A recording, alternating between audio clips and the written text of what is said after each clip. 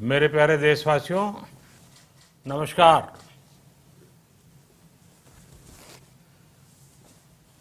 Corona वैश्विक महामारी के खिलाफ लड़ते लड़ते अब हम अनलॉक 2 में प्रवेश कर रहे हैं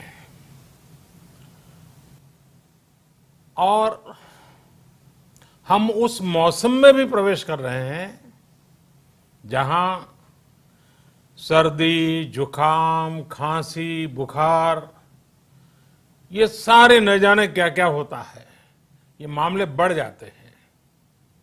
ऐसे में मेरी आप सभी देशवासियों से प्रार्थना है कि ऐसे समय अपना ध्यान रखिए।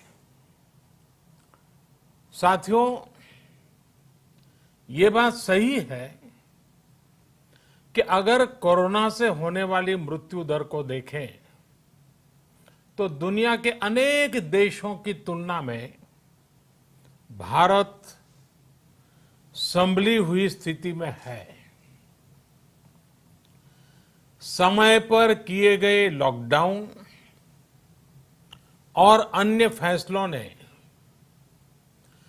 भारत में लाखों लोगों का जीवन बचाया है, लेकिन हम ये भी देख रहे हैं कि जब से देश में अनलॉक 1 हुआ है, व्यक्तिगत और सामाजिक व्यवहार में लापरवाही जरा बढ़ती ही चली जा रही है। पहले हम मास्क को लेकर, 2 गज की दूरी को लेकर 20 सेकंड तक दिन में कई बार हाथ धोने को लेकर बहुत सतर्क थे, लेकिन आज जब हमें ज्यादा सतर्कता की जरूरत है तो लापरवाही बढ़ना बहुत ही चिंता का कारण है। साथियों, लॉकडाउन के दौरान बहुत गंभीरता से नियमों का पालन किया गया था।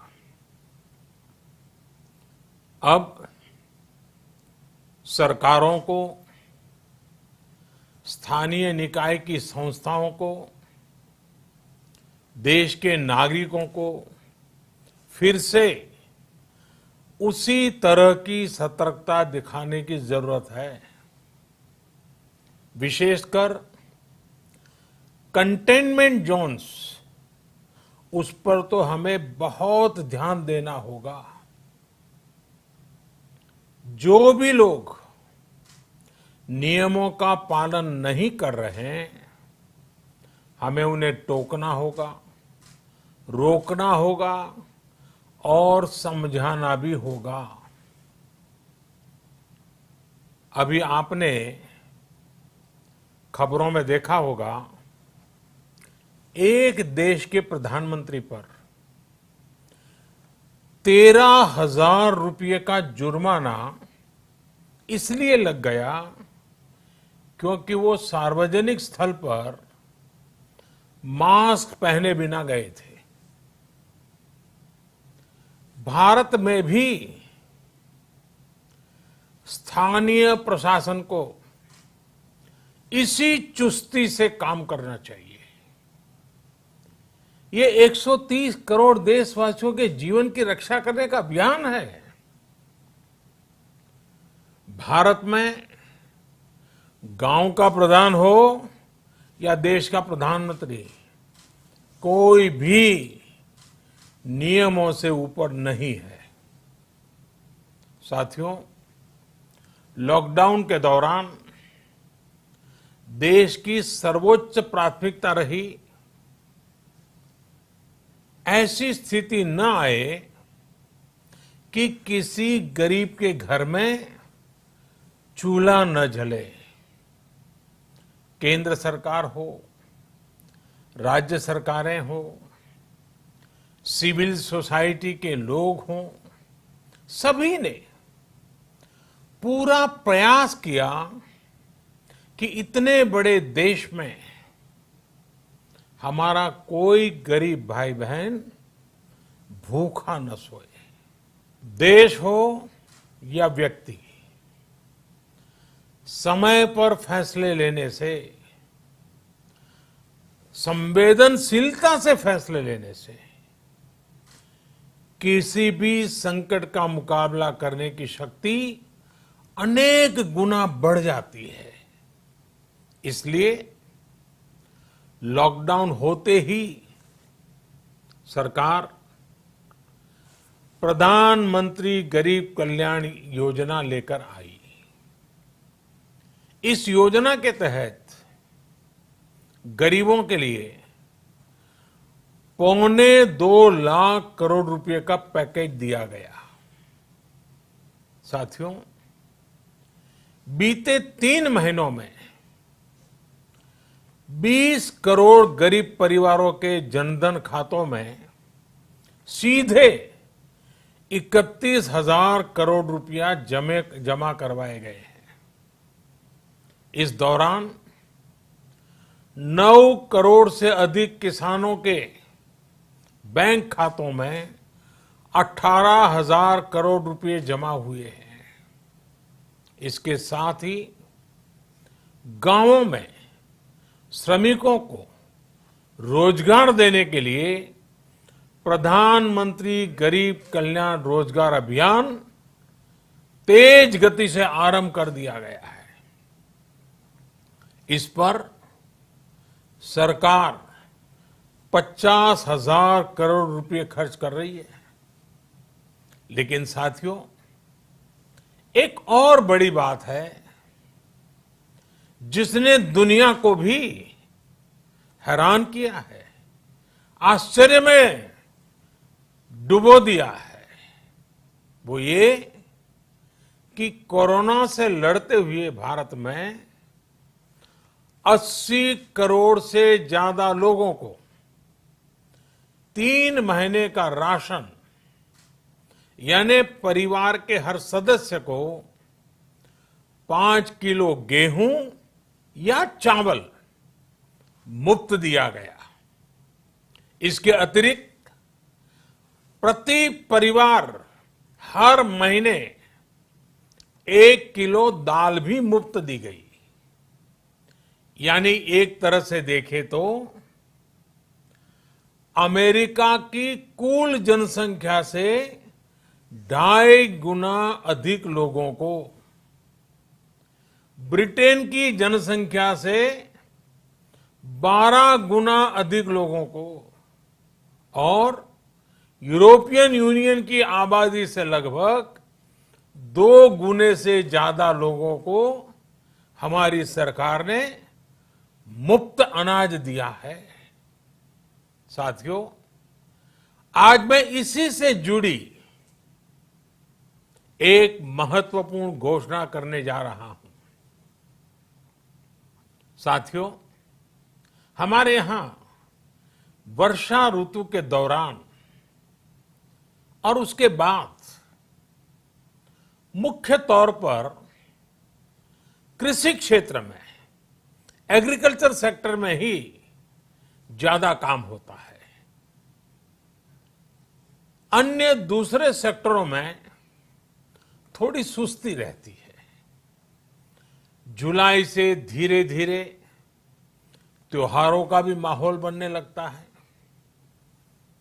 अब आप देखिए, अभी 5 जुलाई को गुरु पूर्णिमा है, फिर सावन शुरू हो रहा है, फिर 15 अगस्त आएगी, रक्षाबंधन आएगा, कृष्ण जन्माष्टमी आएगी, गणेश चतुर्थी आएगी, ओणम होगा और आगे जाएं तो काटी बिहू है, नवरात्रि है, दुर्गा पूजा है, दशहरा है, दीपावली है, छठी मैया की पूजा है।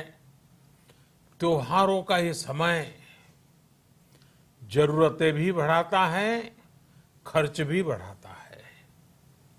इन सभी बातों को ध्यान में रखते हुए ये फैसला लिया गया है कि प्रधानमंत्री गरीब कल्याण अन्न योजना का विस्तार अब दिवाली और छठ पूजा तक, यानी नवंबर महीने के आखिर तक कर दिया जाएगा। यानी 80 करोड़ लोगों को मुफ्त अनाज देने वाली ये योजना अब जुलाई, अगस्त, सितंबर, अक्टूबर, नवंबर में भी लागू रहेगी। सरकार द्वारा इन 5 महीनों के लिए 80 करोड़ से ज्यादा गरीब भाई बहनों को हर महीने परिवार के हर सदस्य को 5 किलो गेहूं या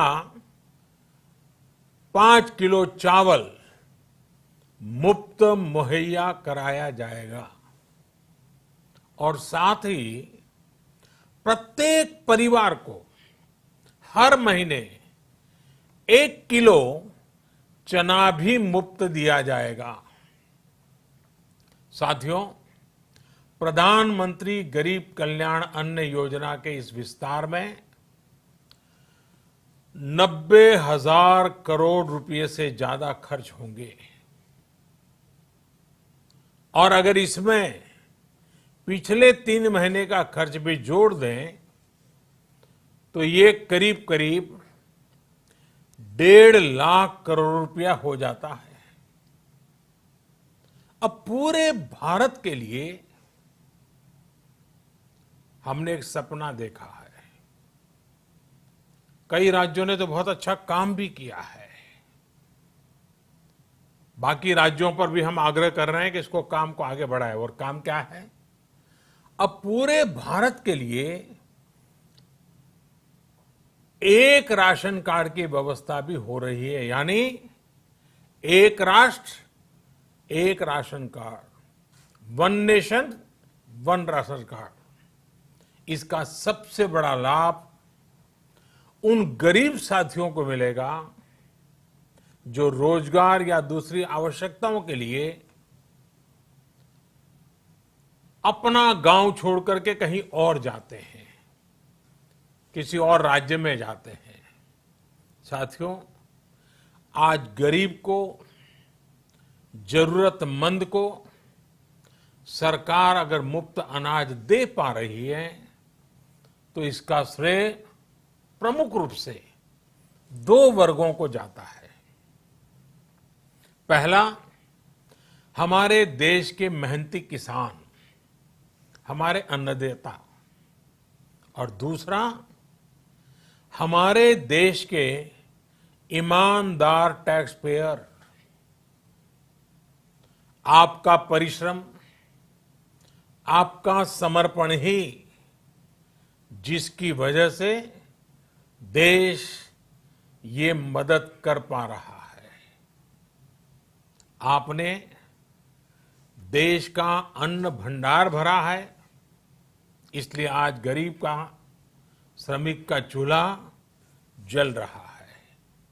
आपने ईमानदारी से टैक्स भरा है, अपना दायित्व निभाया है, इसलिए आज देश का गरीब इतने बड़े संकट से मुकाबला कर पा रहा है। मैं आज हर गरीब के साथ ही देश के हर किसान, हर टैक्स पेयर का हृदय से बहुत बहुत अभिनंदन करता हूं, उन्हें नमन करता हूं। साथियों, आने वाले समय में हम अपने प्रयासों को और तेज करेंगे। हम गरीब, पीड़ित, शोषित, वंचित हर किसी को सशक्त करने के लिए निरंतर काम करेंगे। हम सारी एहतियात बरतते हुए इकोनॉमिक एक्टिविटीज को और आगे बढ़ाएंगे। हम आत्मनिर्भर भारत के लिए दिन रात एक करेंगे। हम सब लोकल के लिए वोकल होंगे। इसी संकल्प के साथ हम 130 करोड़ देशवासियों को मिलजुल करके संकल्प के साथ काम भी करना है, आगे भी बढ़ना है। फिर से एक बार मैं आप सबसे प्रार्थना करता हूं, आपके लिए भी प्रार्थना करता हूं, आपसे आग्रह भी करता हूं, आप सभी स्वस्थ रहिए, 2 गज की दूरी का पालन करते रहिए, गमछा, फेस कवर, मास्क ये हमेशा उपयोग कीजिए, कोई लापरवाही मत बरतिए। इसी आग्रह, इसी कामना के साथ मैं आप सभी को बहुत बहुत शुभकामनाएं देता हूं। धन्यवाद।